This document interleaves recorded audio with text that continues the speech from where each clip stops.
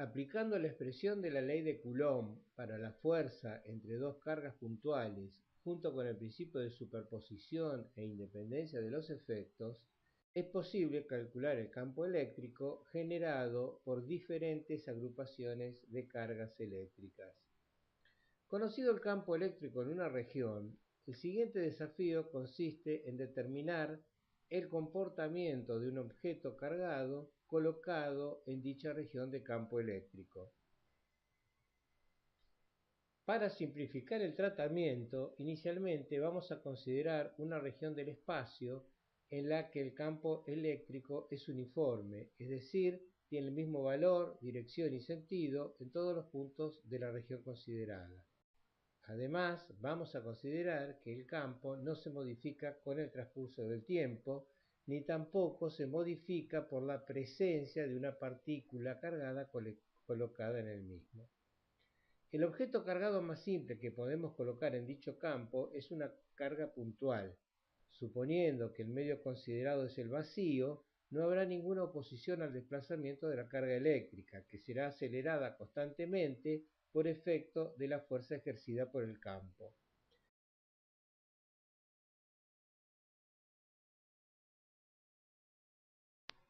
Si la partícula ingresa a la región de campo con determinada velocidad, la situación será similar a la que se presenta en situaciones de tiro oblicuo.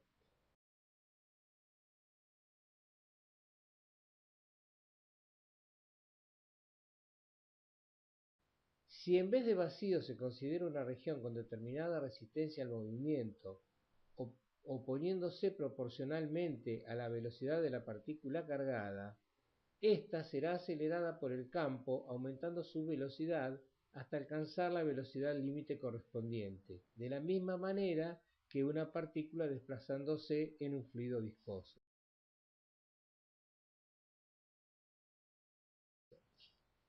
La siguiente situación a considerar en una región de campo eléctrico uniforme es aquella que corresponde a un dipolo eléctrico con libertad de movimiento. En estas condiciones, cada una de las cargas del dipolo estará sometida a una fuerza en la dirección del campo, ambas fuerzas de igual magnitud pero de sentidos opuestos. Si el dipolo inicialmente ocupa una posición no paralela al campo, las fuerzas intervinientes darán lugar a un par que hará rotar al dipolo hasta alinearlo con el campo. El par de giro se expresa en función del momento dipolar del dipolo eléctrico y del campo eléctrico en el que se lo coloca y se determina mediante el producto vectorial entre ambos vectores. El sentido del par es el correspondiente al giro del vector momento dipolar hasta alinearse con el vector campo eléctrico. Si se considera el momento de inercia del dipolo, el dipolo, una vez alcanzada la posición de alineación con el campo, continuará su giro debido a la inercia, invirtiéndose el sentido del par. De esta manera, el dipolo oscilará alrededor de la posición correspondiente a la dirección del campo eléctrico. Si el medio además ofrece resistencia al desplazamiento, las oscilaciones se amortiguarán hasta detenerse alineándose con el campo. Es posible tener una representación del campo eléctrico de manera similar a la que se obtiene con el campo magnético, donde, esparciendo limaduras de hierro sobre una hoja de papel, éstas se acomodan formando un patrón de líneas cuando se coloca un imán debajo del papel. Vimos que colocando un objeto aislante en una región de campo eléctrico, se polariza, induciéndose dipolos que tienden a orientarse en la misma dirección del campo. Si se espolvorean partículas dieléctricas alargadas, semillas, sobre un líquido no conductor de viscosidad adecuada, al establecer un campo eléctrico en la región, los dipolos inducidos se orientarán en la dirección del campo, sin desplazarse, debido a la viscosidad del líquido que los soporta. Usando electrodos metálicos cargados con igual cantidad de carga de diferentes signos, es posible visualizar la forma que adquiere el campo en la región próxima a los electrodos. El caso más simple es el de un alambre recto dispuesto perpendicularmente a la superficie del líquido sobre el que se esparcen las semillas aislantes. Como se verá, la superficie líquida actúa como un espejo para el campo eléctrico generado por la varilla, de modo que el resultado obtenido sobre la superficie líquida es el mismo que se tendría extendiendo la varilla por debajo de la misma.